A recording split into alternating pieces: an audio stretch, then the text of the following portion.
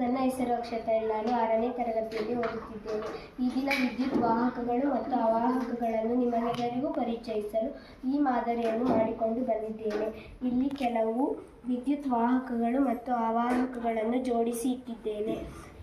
ಇದರ ಜೊತೆಗೆ ಬ್ಯಾಟರಿ ಮತ್ತು ಬಲ್ಬ್ ಜೋಡಿಸಿ ವಿದ್ಯುತ್ ಮಂಡಲವನ್ನು ರಚಿಸಿರುವೆ. ಈಗ ನಾನು ಬಳೆಯ ಮೇಲೆ ವೈರನ್ನು ಇಡುತ್ತಿದ್ದೇನೆ. ಈಗ ಅದು ಹತ್ತುತ್ತಿದೆಯೇ? ಇಲ್ಲ, ಏಕೆಂದರೆ ಅದು ಅವಾಹಕ ವಸ್ತು. ಈಗ ನಾನು ಶಾರ್ಪ್ನರ್ನ ಬ್ಲೇಡಿನ ಮೇಲೆ ವೈರನ್ನು ಇಡುತ್ತಿದ್ದೇನೆ. ಈಗ ಅದು ಹತ್ತುತ್ತಿದೆಯೇ? ಹೌದು, ಏಕೆಂದರೆ ಇದು ವಾಹಕ ವಸ್ತು. ಈಗ ನಾನು ಶಾರ್ಪ್ನರ್ನ ಮೇಲೆ ವೈರನ್ನು ಇಡುತ್ತಿದ್ದೇನೆ. ಈಗ ಅದು ಹತ್ತುತ್ತಿದೆಯೇ? ಇಲ್ಲ, ಏಕೆಂದರೆ ಇದು ಅವಾಹಕ ವಸ್ತು. ಈಗ ನಾನು ಪೆನ್ಸಿಲ್ನ ಮೇಲಿನ ಮರದ ತುಂಡಿನ ಮೇಲೆ ವೈರನ್ನು ಇಡುತ್ತಿದ್ದೇನೆ. ಈಗ ಅದು ಹತ್ತುತ್ತಿದೆಯೇ?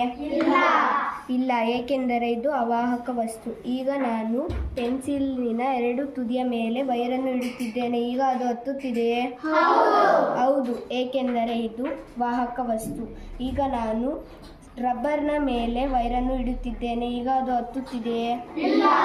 ಇಲ್ಲ, ಏಕೆಂದರೆ ಇದು ಅವಾಹಕ ವಸ್ತು. ಈಗ ನಾನು ಉಪ್ಪಿನ ನೀರಿನ ಮೇಲೆ ವೈರನ್ನು ಇಡುತ್ತಿದ್ದೇನೆ. ಈಗ ಬಲ್ಬ್ ಹತ್ತುತ್ತಿದೆಯೇ? ಹೌದು, ಇದು ಏಕೆಂದರೆ ವಾಹಕ ವಸ್ತು.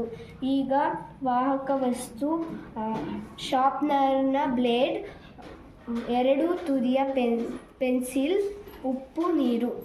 ಅವಾಹಕ ವಸ್ತು ಬಳೆ, ಶಾರ್ಪ್ನರ್, ರಬ್ಬರ್, ಪೆನ್ಸಿಲ್ನ ಮೇಲಿನ ಮರದ ತುಂಡು. ಧನ್ಯವಾದಗಳು.